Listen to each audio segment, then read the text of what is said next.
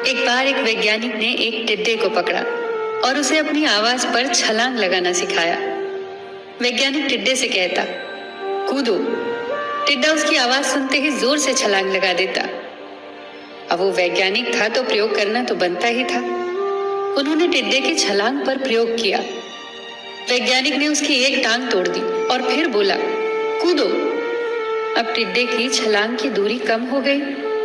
वैज्ञानिक ने उसकी दूसरी टांग तोड़ दी और फिर बोला, कूदो। टिड्डे की छलांग और कम हो गई। अब तोड़ी गई उसकी तीसरी टांग। छलांग की दूरी और कम हो गई। एक एक करके बेचारे टिड्डे की सारी टांगें तोड़ दी गई। अब आखिरी टांग टूटने पर जब उसे कहा गया कूदो, तो वो हिल भी नहीं पाया। अब वैज्ञानिक ने अपना निष्कर्ष अपनी डायरी में लिखा।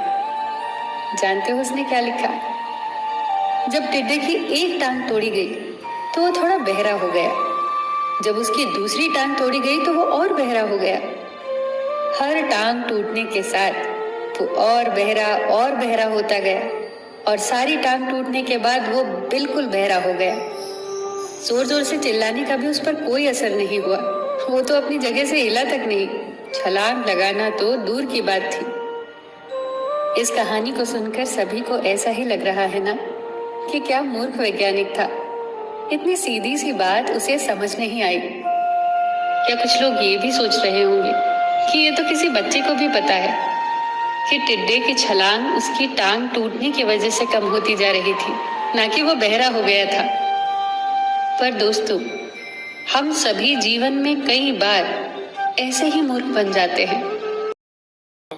आज हमारे देश के सारे कर्मचारी का भी यही हाल है। हमारी एकता और आवाज को एक एक करके तोड़ी जा रही है और हमारे भत्ते को एक एक करके सारे कम किए जा रहे हैं और हम इस टिड्डे की तरह बहरा लाचार बनकर बैठे हैं। आज हमारी हालत उस टिड्डे से भी बदतर हो गई है, क्योंकि टिड्डा बहरा हो गया था और हम लोग बहरा के साथ साथ गूंगा भी हो गए हैं। आज प्रशासन वैज्ञानिक बन गया है और कर्मचारी टिड्डा आए दिन हर प्रतिदिन हम लोग के ऊपर शोध हो रहा है।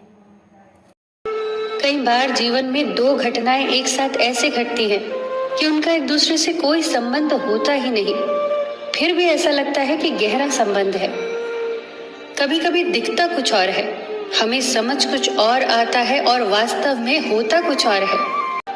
दोस्तों, आपको ये छोटी छोटी कहानियाँ और उनकी सीख कैसी लग रही है, हमें कमेंट सेक्शन में ज़रूर बताइएगा। आप अपने सुझाव भी लिखिए जिससे हम और बेहतर करने की कोशिश करें। फिर मिलेंगे दोस्तों अगली वीडियो के साथ। तब तक के लिए अपना ख्याल रखना और हमेशा मुस्कुराते रहना।